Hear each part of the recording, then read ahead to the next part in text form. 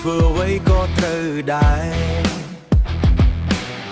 សំលេងសោយคล้ายជាសំលេងខ្លាំងតែបើអ្នកធ្វើដូចគ្នាគ្រប់យ៉ាងបែរជាខុសក្នុងកែវភ្នែកសង្គមលុយបាំងភ្នែកបាំងយន្តទេធរសង្កត់អ្នកកំដងហើយម្ដងទៀតអ្នកក្រកាន់តែរើកាន់តែទៀតចំណែកអ្នកមានកាន់តែខ្ពស់ឡើងអយុធទេធរព្រោះតែទឹកប្រាំងអ្នកមានហក់លោតអ្នកក្រត្រូវធ្លាក់ច្បាប់នៅក្នុងដៃច្បាប់នៅក្នុងលុយអ្នកមានមិនលឺអ្នកក្រត្រូវភ័យគេមើលងាយព្រោះយើងគ្មានទ្រព្យ